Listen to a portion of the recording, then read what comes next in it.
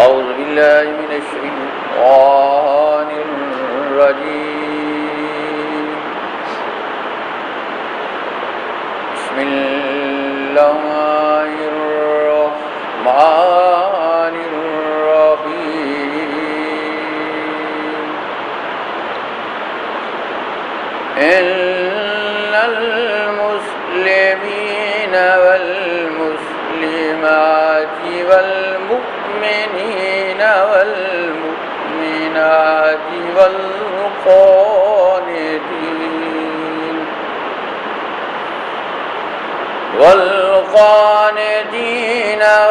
والقانتات والصادقين والصادقات والصابرين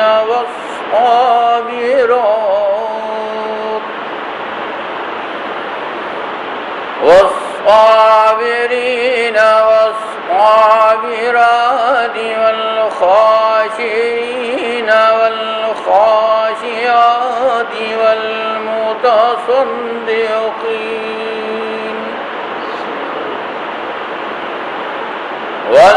والمتصدقات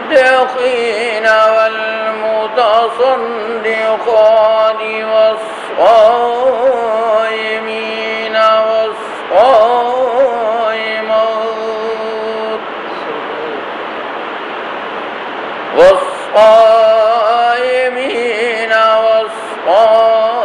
والصائمات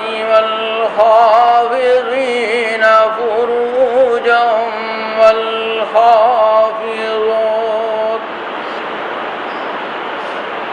والحافظين فروجهم والحافظات والذاكرين الله كثيرا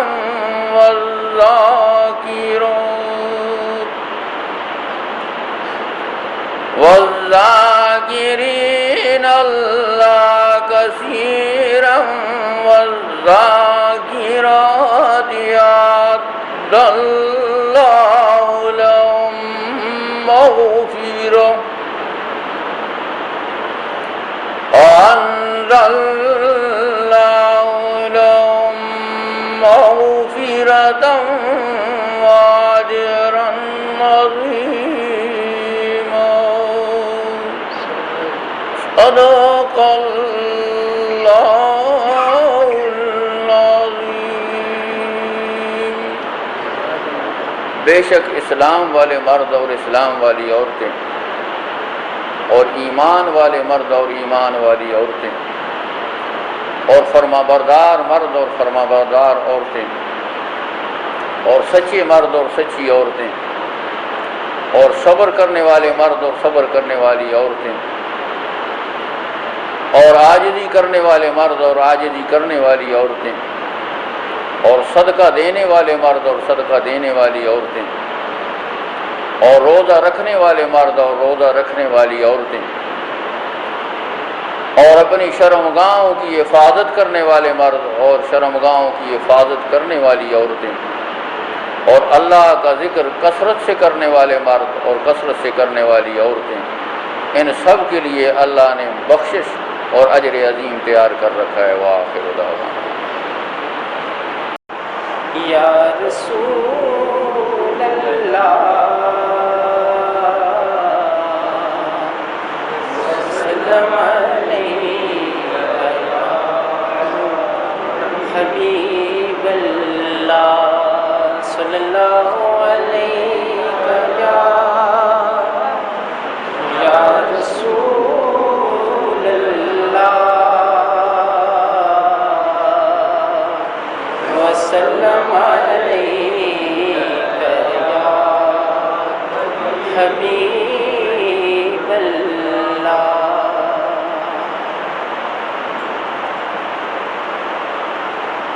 کیسے سمجھیں گے تیری شان زمانے والے، کیسے سمجھیں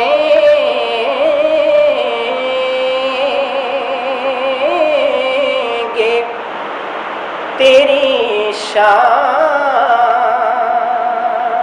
زمانے والے کیسے سمجھے گے تیری شان زمانے والے خود مٹیں گے وہ تیرا ذکر مٹانے والے خود مٹیں گے وہ تیرا ذکر مٹانے والے کیسے سمجھیں گے تیری شان زمانے والے کیا ضرورت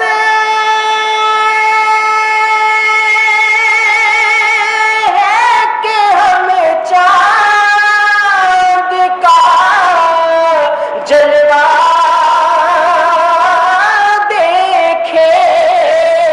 دیکھیں کیا ضرورت ہے کہ ہم چاند کا جلوہ دیکھیں ٹھہرو ٹھہرو کہ وہ ہے زلف ہٹانے والے ٹھہرو ٹھہرو کہ وہ ہے زلف ہٹانے والے زلف دیکھی ہے کہ نظروں نے گھٹا دیکھی ہے جی اٹھا جس نے محمد کی ادا دیکھی ہے اپنے چہرے کو چھپانا نہ میرے آقا بعد مدت کے بیماروں نے شفا دیکھی ہے ٹھہرو ٹھہرو کہ وہ ہے زلف ہٹانے والے اور بہت ہی خوبصورت شعر سماعت فرمائیں جو ہی طیبہ سے میں نکلوں جو ہی طیبہ سے میں نکلوں تو کہیں یوں آقا جو ہی طیبہ سے میں نکلوں تو کہیں یوں آقا کہ لوٹ آؤ اے میرے شہر سے جانے والے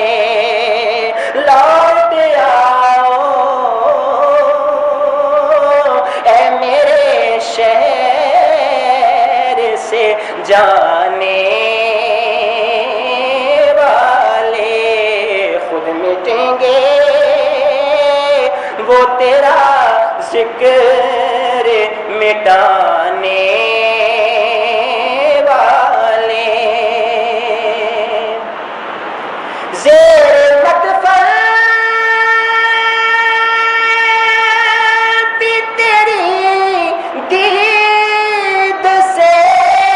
پایا ہے سکون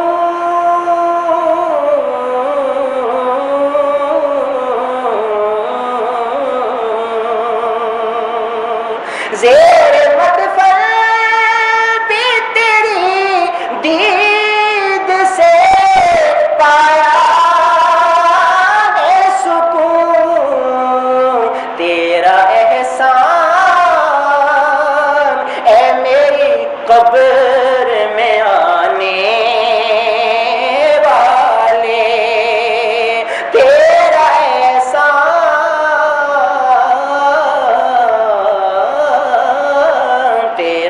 احسان، اے میری قبر میں آنے والے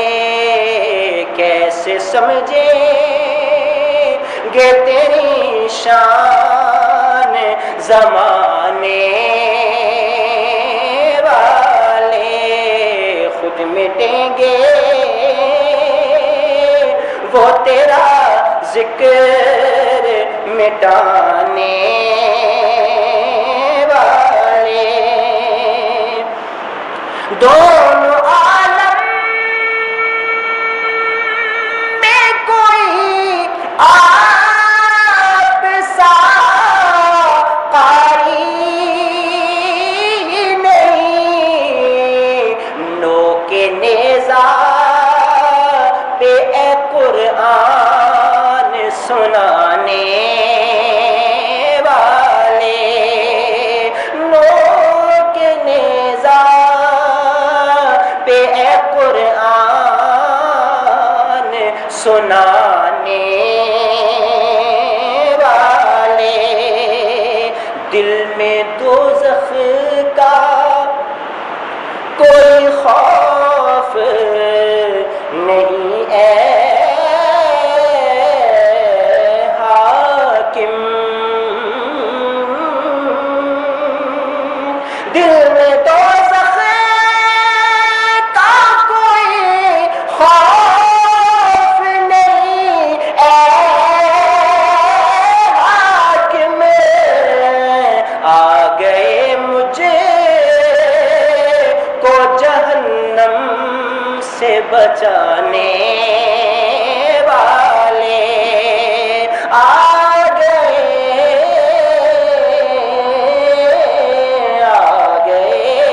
مجھے کو جہنم سے بچانے والے، کیسے سمجھیں گے تیری شان زمانے والے، خود مٹیں گے وہ تیرا ذکر مٹانے والے۔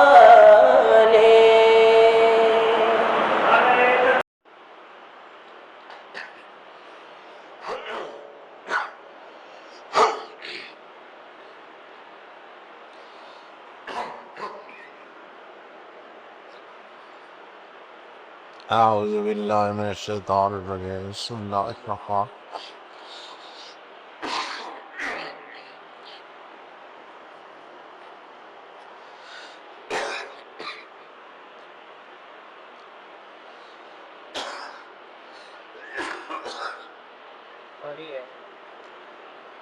نہیں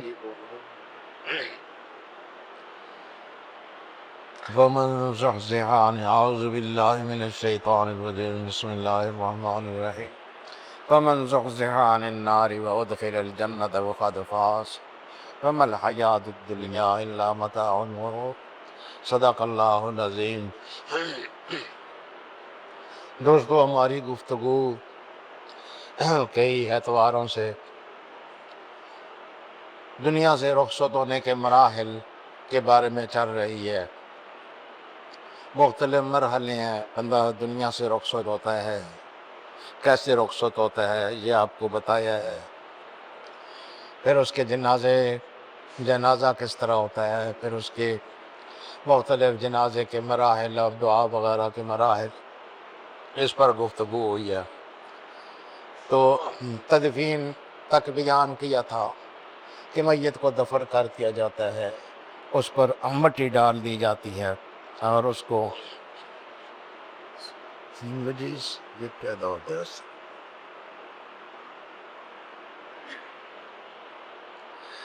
مٹی ڈال دی جاتی ہے اور وہ گویا کہ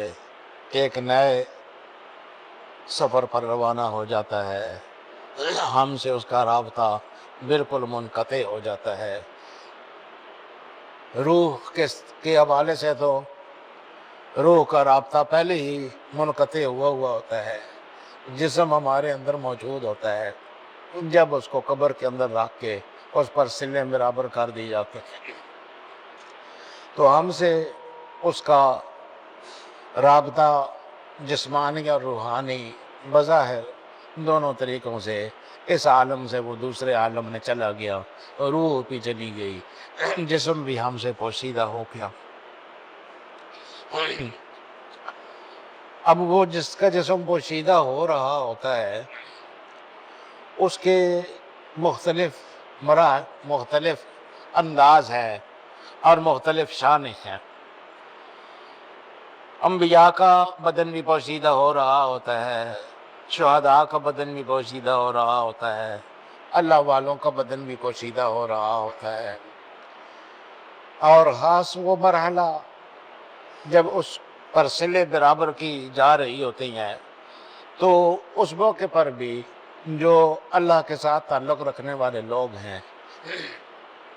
ان کی عجیب شان ہوتی ہے۔ غالباً حضرت سال تستری رحمۃ اللہ علیہ بیان فرماتے ہیں کہ میرے پاس ایک نوجوان آیا اور اس نے کہا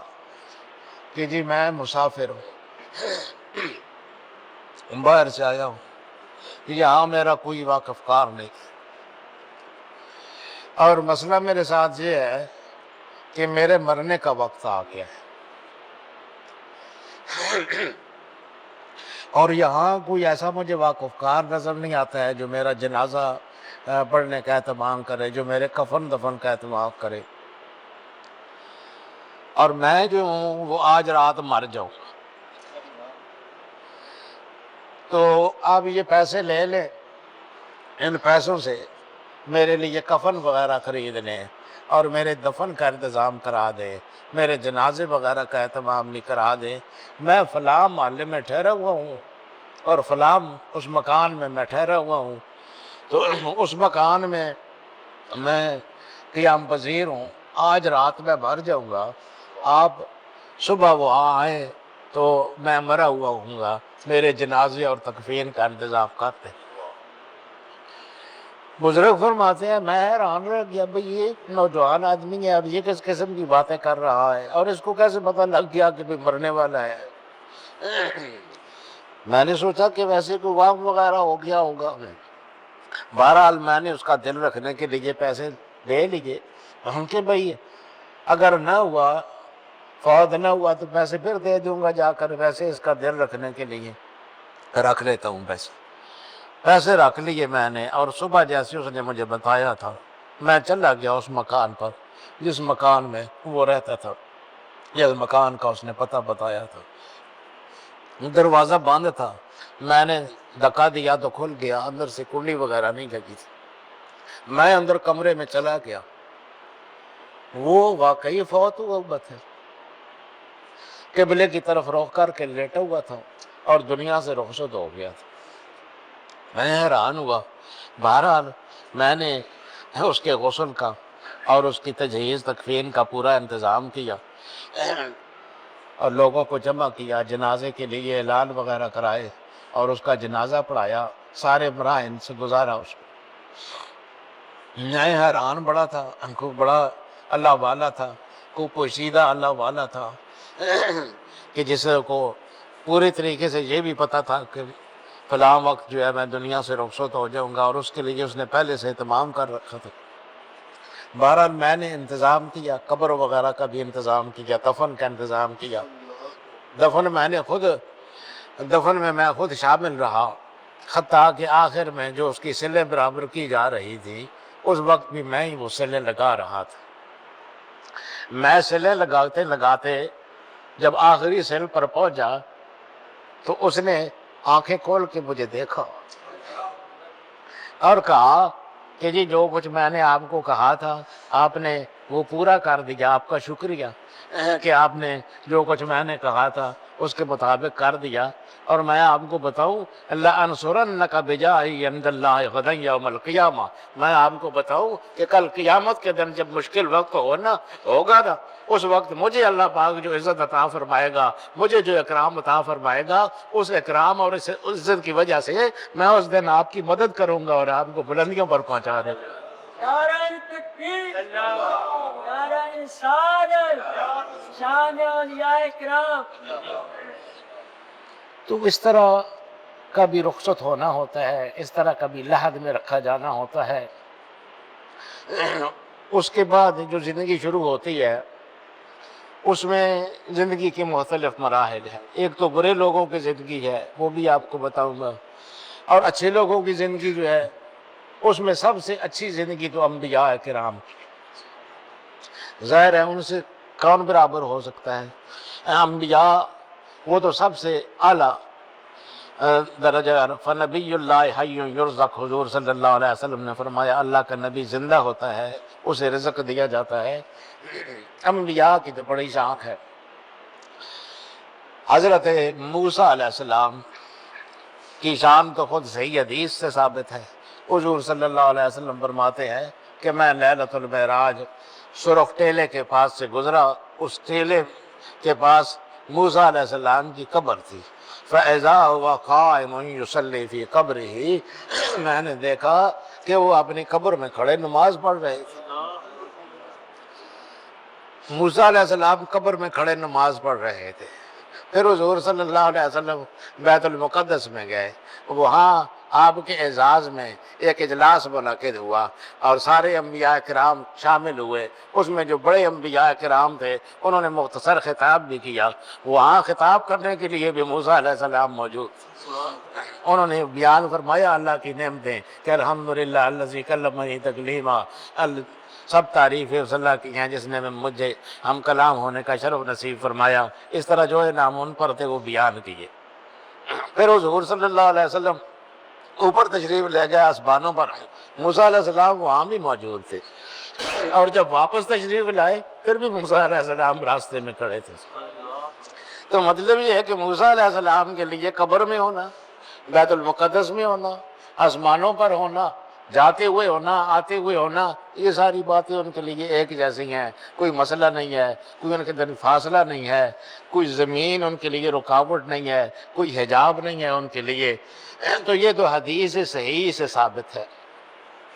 اور میں یہ بھی کہا کرتا ہوں کہ جو دنیا سے لوگ رخصت ہو جائیں وہ زندوں کے کام آ سکتے ہیں۔ یہ تو اسی حدیث سے ثابت ہے بات کہ ہمارے کام تو بڑے آئے۔ موسیٰ علیہ السلام ہماری 50 نمازیں 5 کروا دی حضور صلی اللہ علیہ وسلم کے آگے سفارش کرتے کرتے، ورنہ ہم لگے ہوتے 50 نمازوں میں۔ تو یہ تو ہمیں ان کا احسان ماننا چاہیے کہ انہوں نے حضور صلی اللہ علیہ وسلم کی بارگاہ میں عرض کی کہ یا رسول اللہ کم کرائیے کم کرائیے، وہ کم کراتے کراتے 5 رہ گئی۔ تو اس طرح سے بظاہر تو وفات شدہ تھی، تو وفات شدہ اگر کسی زندے کو فائدہ نہیں پہنچا سکتا ہے تو پھر موسیٰ علیہ السلام نے پوری امت مصطفیہ کو کیسے فائدہ پہنچا دیا؟ اس لیے مرنے والے لوگ اگر چاہیں دعا کر کے یا تصرف کر کے فائدہ پہنچا سکتے ہیں۔ بہرحال انبیاء کی شان تو بہت بڑی ہے، اور پھر سرور انبیاء صلی اللہ علیہ وسلم کی شان وہ تو اس کی تو کوئی عظمت کی کوئی انتہا نہیں ہے۔ ایک روایت ہے حضور صلی اللہ علیہ وسلم فرماتے ہیں کہ من صلی علیہ عند قبری سمعتہ ومن صلی علیہ نایا ابلغتہ، جو آدمی قبر پر آ کے میرے سلام پڑھے گا وہ میں اس کو خود سنتا ہوں، اور جو دور سے کرے ابلغتہ، دور سے جو سلام بھیجے وہ مجھے پہنچا دیا جاتا ہے۔ یہ بھی روایت ہے کہ حضور صلی اللہ علیہ وسلم نے فرمایا کہ اللہ پاک میری قبر پر ایک ایسا فرشتہ مقرر فرمائے گا آتاہ اسماء الخلائق، ساری مخلوقات کی سماعت اللہ پاک نے اس کو عطا کر رکھی۔ تو جب بھی مجھ پر کوئی درود پڑھتا ہے تو وہ پوری تفصیل کے ساتھ یہ آپ کا فلاں تھی، فلاں جگہ رہنے والا، فلاں کا بیٹا، فلاں خاندان کا بندہ، یہ آپ کو سلام پہنچا رہا ہے۔ تو سلام سارے کے سارے مجھ کو پہنچائے جاتے ہیں پوری تفصیل کے ساتھ۔ اب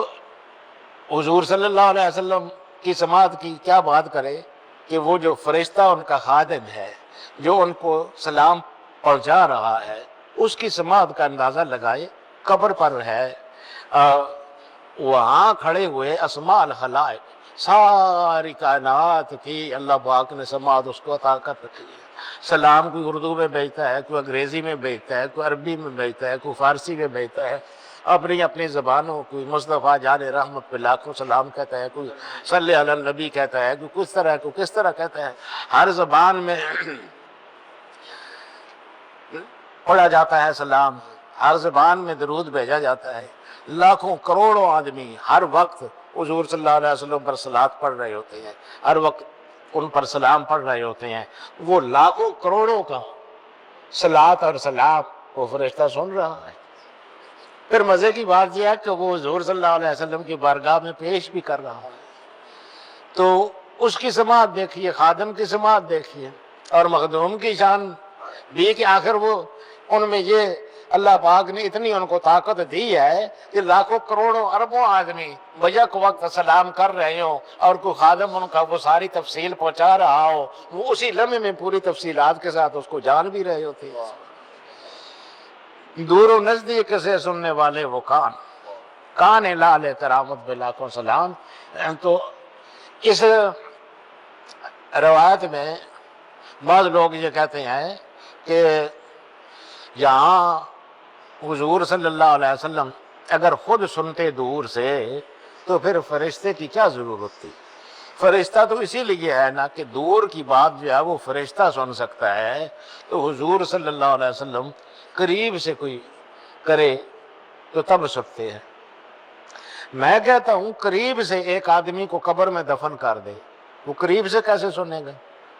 مٹی اس پر پڑی ہوئی ہے، سلی اس پر رکھی ہوئی ہے، منوں ٹنوں کے حساب سے اس پر مٹی پڑی ہوئی ہے، وہ کیسے سنتا ہے؟ اگر سنتا ہے وہ مادی طاقت سے نہیں سن سکتا ہے، وہ اگر سنتا ہے تو روحانی طاقت سے سنتا ہے، تو روحانی طاقت سے جو ہے وہ 2 گز پر سن لے گا تو 2 میل پر بھی سن لے گا، 2 لاکھ میل پر بھی سن لے گا۔ آخر اس میں یہ عجیب قسم کی بات ہے کہ وہ جو اوپر کھڑا ہے وہ ظاہر ہے اس کے درمیان اور حضور صلی اللہ علیہ وسلم کے جسم اقدس کے درمیان ٹنوں مٹی حائل ہے، تو وہاں اوپر کھڑا جو آدمی حضور فرماتے ہیں کہ وہ پڑھتا ہے تو میں سنتا ہوں، تو وہ درمیان میں کوئی سوراخ تو نہیں ہے کہ آواز اس تک پہنچ جاتی ہے، بالکل بند ہے، اس کے باوجود حضور صلی اللہ علیہ وسلم سن لیتے ہیں۔ تو جس طاقت کے ساتھ وہاں سن لیتے ہیں 2-4 گز کھڑے ہوئے آدمی پر، حالانکہ بالکل راستہ بند ہے، وہاں کھڑے سن لیتے ہیں، تو دور سے سننے میں کیا رکاوٹ ہوگی؟ پھر یہ بات ہے کہ فرشتہ اگر سن سکتا ہے تو سوال یہ ہے کہ اتنے لوگوں کا بیک وقت سننا آواز، یہ شرک ہے یا شرک نہیں ہے؟ شرک یعنی یہ خاص اللہ کی شے ہے، بیک وقت بے شمار آوازوں کا ایک وقت میں سننا، یہ اگر اللہ کا خاصہ ہے تو پھر تو وہ فرشتے کے لیے ثابت کرنا بھی شرک ہے، اور اگر یہ اللہ کا خاصہ نہیں ہے تو پھر حضور صلی اللہ علیہ وسلم کے لیے ثابت کرنے میں کیا رکاوٹ ہے؟ رہا یہ کہ فرشتہ کیوں کرتا ہے اور حضور صلی اللہ علیہ وسلم براہ راست کیوں نہیں سنتے ہیں، تو یہ تو اس فرشتے کا اعزاز ہے، کیا خدمت اللہ پاک نے اس کو نصیب فرمائی ہے، اور مخدوموں کے بارگاہ میں تو اسی طرح چیزیں پیش کی جاتی ہیں، اس طرح سے تو اللہ تعالیٰ کے سامنے ملائکہ جا کے ہمارے اعمال پیش کرتے ہیں، تو کیا اللہ ویسے نہیں دیکھ رہا ہوتا ہے؟ دیکھ رہا ہوتا ہے یقینی طور پر، لیکن شاہی نظام یہ ہے کہ کارکن، خادم، غلام، مخلوق خدا کی آگے کام کر رہی ہو، وہ کام کر رہے ہوتے ہیں، کارکنان قضاء و قدر اللہ کی بارگاہ میں ہمارے اعمال پہنچا رہے ہوتے ہیں۔ اسی طرح کارکنان قضاء و قدر میں سے ایک معزز فرشتہ وہاں کھڑا ہوا ہمارا سلام بھی پہنچا رہا ہوتا ہے۔ نعرہ تکبیر، نعرہ رسالت۔ تو بہرحال حضور صلی اللہ علیہ وسلم یا انبیاء کرام ان کی حیات تو بہت قابل قسم کی ہے۔ اس کے بعد شہداء کی حیات جو ہے وہ بھی غیر معمولی قسم کی، شہادت نبوت کے بعد جو ہے وہ بہت بڑا مرتبہ ایک شہادت بھی ہے، تو شہادت عظیم مراتب میں سے ایک مرتبہ ہے۔ یہ ان کے ساتھ کوئی دوسرا آدمی برابر نہیں ہو سکتا ہے۔ جو آدمی اللہ کی راہ میں دنیا سے رخصت ہو گیا، اللہ کی راہ میں لڑتا ہوا، تو وہ اس کا ہر گناہ معاف ہو گیا۔ حضور صلی اللہ علیہ وسلم نے فرمایا الاسلام یہدم ما قبلہ، اسلام پہلے سارے گناہ معاف کر دیتا ہے، والشہادۃ تہدم ما قبلہا، اور شہادت اس سے پہلے بھی جتنے گناہ ہوتے ہیں شہادت کے ساتھ معاف ہے۔ یہ بڑے معزز لوگ ہیں اور ان کے ساتھ دوسرا نہیں برابر ہو سکتا ہے۔ لا یستوی القاعدون من المؤمنین غیر اولی الضرر والمجاہدون فی سبیل اللہ باموالہم وانفسہم، یہ کبھی برابر نہیں ہو سکتے ہیں۔ اپنے گھروں میں بیٹھنے والے اور اپنے نفسوں اور مالوں کے ساتھ اللہ کی راہ میں جہاد کرنے والے، فضل اللہ المجاہدین باموالہم وانفسہم علی القاعدین درجہ، مجاہدین بھی اموالہم وانفسہم جو ہیں اپنے مالوں اور نفسوں کے ساتھ جہاد کرنے والے، ان کو اللہ نے بڑا درجہ دیا ہے۔ تو انہی مجاہدین میں ایک زیادہ درجہ ان کو ملتا ہے جو جہاد کرتے ہوئے شہید ہو جاتا ہے اللہ کی راہ۔ تو وہ تو بہت اونچی درجے کی شہادت وہ بھی ہے کہ ان کے بارے میں اللہ پاک نے فرمایا وَلَا تَقُولُوا لِمَنْ يُقْتَلُ فِي سَبِيلِ اللَّهِ أَمْوَاتٌ بَلْ أَحْيَاءٌ وَلَكِنْ لَا تَشْعُرُونَ۔ وہ لوگ جو کہ مقتول فی سبیل اللہ ہوں، اللہ کی راہ میں اللہ کا کلمہ بلند کرنے کے لیے لڑتے ہوئے مارے جائیں، ان کو مت کہو کہ وہ فوت ہو گئے ہیں، مر گئے ہیں، بل احیاء، وہ تو زندہ ہیں، ولیکن لا تشعرون، لیکن تم شعور نہیں رکھتے ہو۔ شہادتیں حضور صلی اللہ علیہ وسلم نے اعزازی طور پر کچھ اور بھی بتائی ہیں، مثلا حادثے میں جو آدمی مر جائے، دیوار کے نیچے آ کے مر جائے، کسی اور وجہ سے مر جائے، ان کو بھی حضور صلی اللہ علیہ وسلم نے شہید کہا ہے، لیکن یہ اعزازی قسم کے شہید ہے، یعنی عزت سی مل جاتی ہے، لیکن وہ حقیقی شہادت جو ہے وہ انہی لوگوں کو اعزاز ملتے ہیں جن کے لیے اللہ پاک خاص لفظ استعمال کرتا ہے قتلوا فی سبیل اللہ، قتل کیے جائیں اللہ کے راستے میں۔ یعنی گھر میں مر گیا، کسی دیوار کے نیچے آ کے مر گیا، کسی حادثے میں مر گیا، وہ چلو حضور صلی اللہ علیہ وسلم نے اس کو شہادت میں شمار کر دیا، اور شہادت اتنا بڑا درجہ ہے کہ اس کا کوئی لاکھواں حصہ بھی کسی کو مل جائے تو نجات کے لیے کافی ہے، وہ اعزازی سا شہید ہو جاتا ہے۔ لیکن اصل شہید وہ ہے کہ قتلوا فی سبیل اللہ، جو اللہ کی راہ میں مارا جائے۔ تو اس کی پھر کیا شان ہے، اس کی کیا عظمت ہے؟ ان میں ایک عظمت یہ بھی ہے کہ اللہ پاک نے فرمایا کہ وہ جب قیامت کے دن جب جنت میں لوگ جائیں گے، شہداء بھی جائیں گے، یہ خاص اعزاز ہے، کتنا بڑا اعزاز ہے۔ اللہ پاک جو صمد ہے، بے نیاز ہے اور مالک الملک ہے، وہ جب جنت میں سارے لوگ چلے جائیں گے اور شہداء جو ہے وہ بڑے اونچے مرتبوں میں چلے جائیں گے، بڑے اونچے مقامات میں چلے جائیں گے، تو اللہ پاک ان سے کہے گا، سارے اعزاز اکرام دے کے ان کو کہے گا ما تشتہون، بتاؤ تم کیا چاہتے ہو؟ تو وہ عرض کریں گے ما نشتہی یا ربنا، باری تعالیٰ ہم کیا تقاضا کر سکتے ہیں، کیا خواہش کر سکتے ہیں، ہماری خواہش ہمارے مانگے بغیر اتنا کچھ دے دیا گیا ہے، ہم کوئی ایسی شے نہیں ہے جو ہم طلب کر سکیں۔ اللہ پاک فرمائے گا کہ نہیں، کچھ تو بتاؤ، میں یہ چاہتا ہوں کہ تمہاری خواہش معلوم کرنا چاہتا ہوں۔ تو کیا آب زر سے لکھنے والی بات آگے سے شہداء کہتے ہیں، کیا تعلق ہے اللہ پاک کے ساتھ؟ عرض کرتے ہیں کہ باری تعالیٰ اگر ہماری خواہش معلوم کرنی ہے نا، تو پھر ہماری خواہش یہ ہے کہ ہم ایک بار پھر دنیا میں بھیج دیا جائے،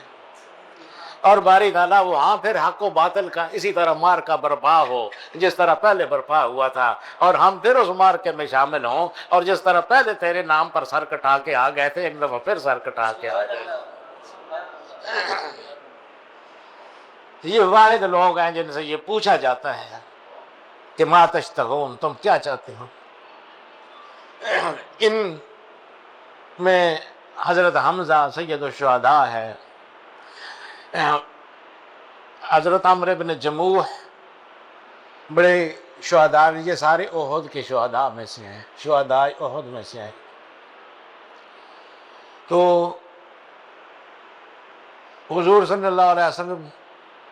کی دنیا سے رخصت ہونے سے کافی عرصہ بعد حضرت معاویہ کے زمانے میں حضرت معاویہ نے ایک نہر جاری کرنی چاہی۔ وہ نہر احد کے پاس سے گزرتی تھی، پہاڑی علاقہ تھا، متبادل راستہ کوئی نہیں تھا، جہاں شہداء احد دفن کیے گئے تھے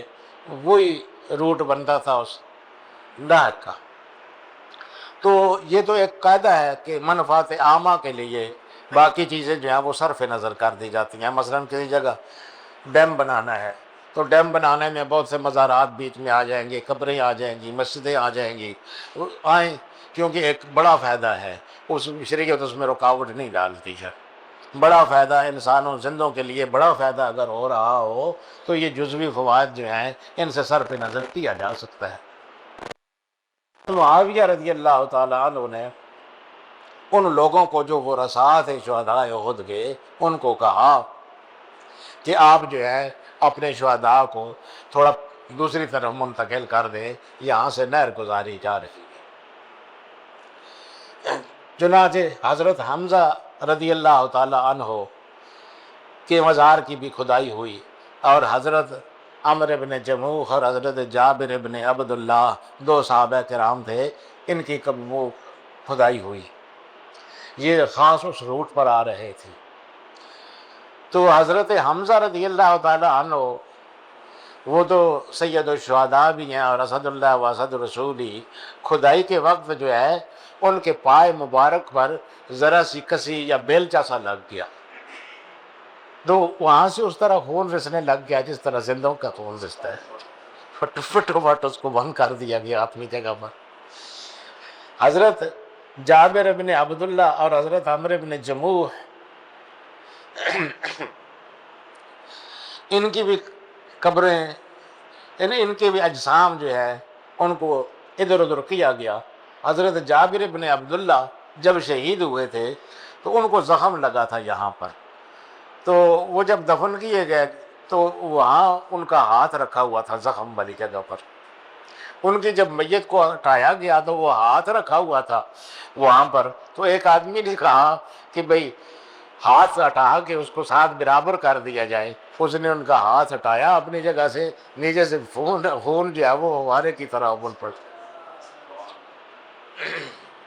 تو یہ اموات اس طرح کے نہیں ہیں جس طرح عام مردے ہوتے ہیں، یہ بھی بظاہر تو اموات ہی ہیں، دنیا سے رخصت ہو گئے ہیں، لیکن ان کی برزخی حیات بہت کمال درجے کی، بہت مکمل درجے کی ہے۔ حضرت ثابت بن قیس رضی اللہ تعالیٰ عنہ ایک صحابی، یہ اونچی آواز والے صحابی، آواز ان کی بہت بلند تھی، اور یہ حضور صلی اللہ علیہ وسلم کے خطیب تھے۔ خطیب عرب میں اس طرح سے تھا کہ باہر سے جو قبائل آتے تھے وہ ساتھ اپنے خطیب لاتے تھے اور ساتھ اپنے شاعر لاتے تھے۔ وہ عربوں میں چونکہ زبان دانی کا بڑا مسئلہ تھا تو خطابت اور شاعری کے حوالے سے وہاں ایک قسم کا مقابلہ منعقد ہوتا تھا،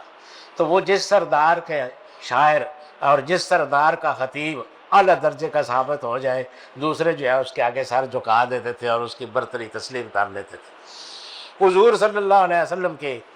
درباری خطیب حضرت ثابت تھے، اور حضور صلی اللہ علیہ وسلم کے درباری شاعر حضرت حسان تھے۔ ایک دفعہ ایک قبیلہ آیا، اس قبیلے نے کہا کہ تو اب وہ اپنا شاعر ساتھ لائے تھے، اس کے بعد اپنا خطیب بھی ساتھ لائے تھے۔ وہ وہاں حاضر ہوئے تو انہوں نے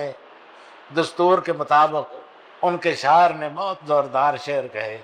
پھر ان کے خطیب نے اٹھ کے بہت اعلیٰ درجے کی مسجع مکفّع زبردست خطابت کے جوہر دکھائے۔ اس کے بعد حضور صلی اللہ علیہ وسلم نے حضرت حسان کو کہا کہ حسان تو شعر کے حوالے سے ان کے مقابلے میں جو کہتا ہے کہ حضرت حسان نے شعر کہے، اور پھر حضرت ثابت کو اشارہ کیا کہ ثابت تو ذرا اپنی خطابت دکھا۔ ویسے کتنے خوش نصیب لوگ ہوتے ہوں گے کہ حضور صلی اللہ علیہ وسلم سامنے بیٹھے ہوتے ہوں گے اور ان کے ارشاد پر یہ سارے کام کر رہے ہوتے ہوں گے، کیا ان کی فرحت ہوتی ہوگی اور کیا ان کو اعزاز ملتے ہوں گے۔ تو پھر حضرت حسان کے بعد حضرت ثابت نے اپنے خطاب کیا، خطابت کا کمال دکھایا۔ لوگ وہ بڑے منصف تھے، ان کے ساتھ ایک بڑا فصیح بلیغ بابا آیا ہوا تھا۔ اس نے کہا شاعر القوم اشعر من شاعرنا وخطیبهم اخطب من خطیبنا ومن تصفنا وما قاربنا، ان لوگوں کا جو شاعر ہے وہ ہمارے شاعر سے بڑا شاعر ہے، اور ان کا خطیب بھی ہمارے خطیب سے بڑا خطیب ہے۔ ومن تصفنا، ہم تو ان کے آدھے کو بھی نہ پہنچے، ولا قاربنا، بلکہ آدھے کے قریب بھی نہ پہنچے، ہم تو بہت پیچھے رہ گئے۔ یہ ثابت بہت بڑے خطیب تھے۔ تو اس زمانے میں خطابت کے لیے آواز کا اونچا ہونا، آواز اگر اونچی نہ ہو تو وہ آواز دور پہنچتی نہیں تھی، اس وقت لاؤڈ اسپیکر وغیرہ تو تھے نہیں، تو اونچی آواز کا ہونا ضروری تھا۔ اس حوالے سے حضرت ثابت کو اللہ پاک نے بہت اونچی آواز عطا کی تھی، بلند آواز۔ ان کے ساتھ مسئلہ بنا جب آیت نازل ہوئی یا ایھا الذین آمنوا لا ترفعوا اصواتکم فوق صوت النبی، اے ایمان والو نبی کی آواز سے آواز بلند نہ ہو۔ انہوں نے اپنے آپ کو گھر میں بند کر دیا، کچھ دن نہ آئے مسجد کو، حضور صلی اللہ علیہ وسلم نے فرمایا ثابت نہیں نظر آتا ہے، ثابت کدھر چلا گیا؟ کہا گیا یا رسول اللہ وہ اپنے گھر میں ہے اور وہ باہر نہیں نکلتے ہیں اور روتے رہتے ہیں، اور وہ یہ کہتے ہیں کہ بڑی تنبیہ نازل ہوئی ہے حضور صلی اللہ علیہ وسلم کے سامنے آواز بلند کرنے کے سلسلے میں، تو میرا مسئلہ تو یہ ہے کہ میری آواز ہے ہی اونچی ہے، اس کو میں کس طرح نیچی کروں؟ میں تو نیچی آواز ہے ہی نہیں ہے میری۔ تو اگر حضور صلی اللہ علیہ وسلم کے سامنے گفتگو کی اور میں اپنی عادت کے مطابق آواز اونچی ہو گئی، انتابت اعمالکم، اعمال سارے ضائع ہو گئے، تو کیا فائدہ؟ اس لیے وہ گھر میں بیٹھے روتے رہتے ہیں۔ تو حضور صلی اللہ علیہ وسلم نے بلایا ان کو، اور بعض روایات میں ہے کہ حضور صلی اللہ علیہ وسلم خود ہی چلے گئے ان کے گھر، تو ان کو نکالا اس کمرے سے اور ان کو تسلی دی کہ کہا نہیں بھائی تم نہیں اس میں شامل ہو، وہ تو جو بے ادبی کے حوالے سے آواز اونچی کرے اس میں ہے، تم جو ہے تم کیا اس پر راضی نہیں ہو؟ کیا ما ترضیٰ ان تعیش حمیدہ وتموت شہیدہ، کیا تو اس پر راضی نہیں ہے کہ جب تک تو زندہ رہے تیری بہت اعلیٰ زندگی ہو، بڑی پاکیزہ زندگی ہو، وتموت شہیدہ، اور جب مرے تو شہادت والی موت نصیب ہو جائے۔ وہ خوش ہو گئے، اس سے بڑی بات کیا ہو سکتی تھی؟ بہرحال زندگی تو ان کی اعلیٰ گزری۔ حضرت ابوبکر صدیق رضی اللہ تعالیٰ عنہ کے دور میں ایک غزوہ، ایک لڑائی میں شہید ہو گئے۔ شہید ہو گئے تو اسی رات کو ایک شخص کو خواب میں آئے، اسے کہا کہ دیکھ یہ خواب نہیں ہے، یہ نہ سمجھنا کہ خواب دیکھا ہے میں نے، یہ واقعی بات میں تجھے بتا رہا ہوں۔ میں جب شہید ہوا اس وقت میرے بدن پر بہت قیمتی زرہ تھی، وہ اس لشکری میں ایک چور بھی موجود تھا، اس نے وہ زرہ میرے بدن سے اتار لی تھی، تو اس کا خیمہ جو ہے وہ بڑے دور کنارے، اور اس خیمے کے باہر اس کا گھوڑا بندھا ہوا ہے بڑی لمبی رسی کے ساتھ، اور اس خیمے کے اندر اس نے وہ زرہ پہلے جا کے وہ زرہ ایک ہانڈی میں ڈالی ہے اور پھر ہانڈی کو الٹا کر کے چھپا دیا ہے، وہاں زرہ موجود ہے۔ تو خالد بن ولید جو امیر لشکر ہیں ان کو جا کے بتا، اور پھر یہ کہ یہ خواب مت سمجھنا،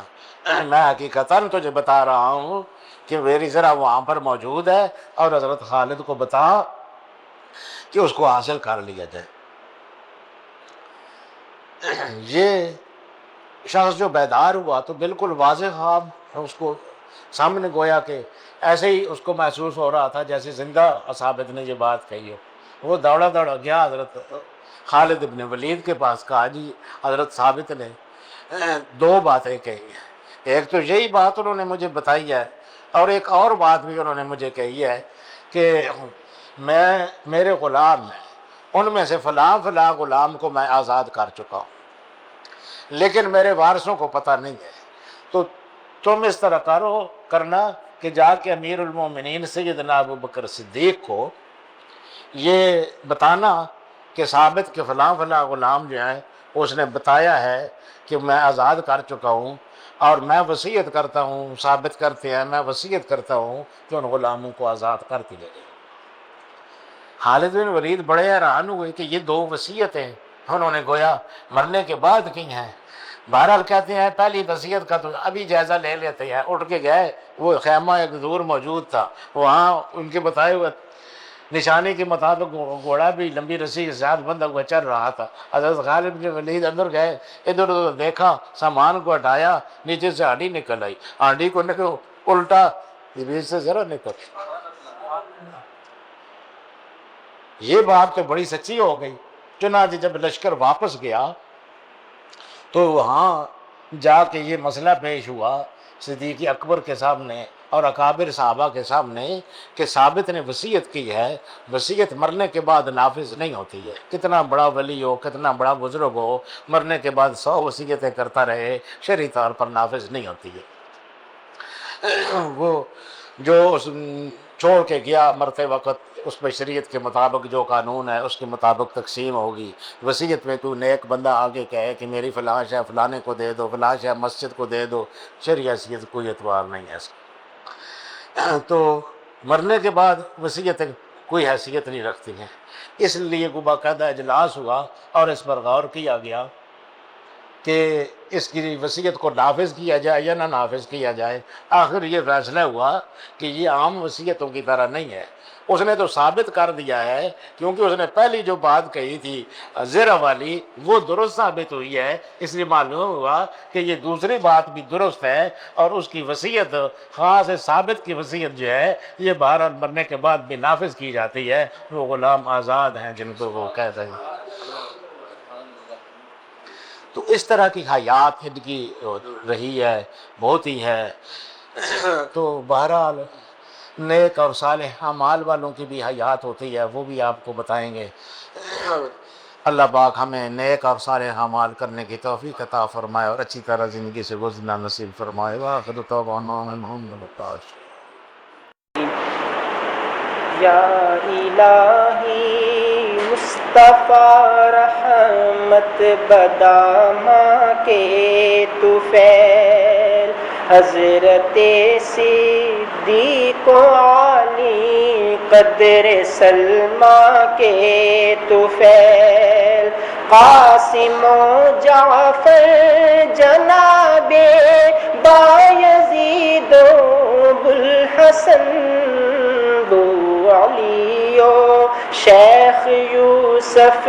شاہ حمدہ کے طفیل، عبد خالق عارف و محمود پھر شاہ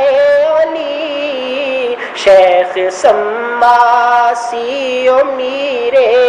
بزم عرفاں کے طفیل، شاہ بہاؤالدین علاؤالدین و چرخی کے طفیل، پھر عبید اللہ شہ ایرار ذیشاں کے طفیل، شیخ زائد اور درویش محمد خواجگی، باقی باللہ شیخ احمد میرے تابع کے طفیل، حضرت معصوم سیف الدین علی مرتبہ، سید نور محمد جان جانا کے طفیل، شاہ عبداللہ شاہ ابو سعید احمد سعید، پھر جناب دوست قندھاری عثمان کے طفیل، پھر سراج الدین احمد خان قیوم زمان، شیخ صدر الدین آقا غوث دورہ کے طفیل، جانے دو عالم کے منظور نظر سیرت نگار، مرشدی دائم مدیر جامع عرفاں کے طفیل، دو جہاں کی نعمتیں دے ہر مصیبت سے بچا، دو جہاں کی نعمتیں دے ہر مصیبت سے بچا، نقش بندی اولیاء کے جود فیضاں کے طفیل، نقش بندی اولیاء کے جود فیضاں کے طفیل۔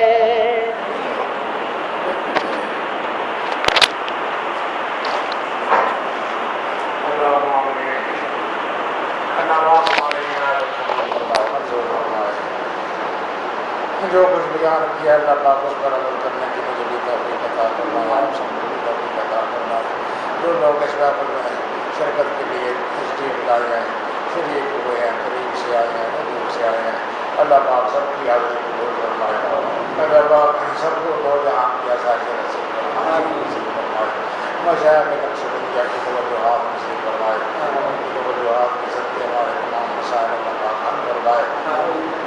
اللہ پاک صراط مستقیم پر چلنے کی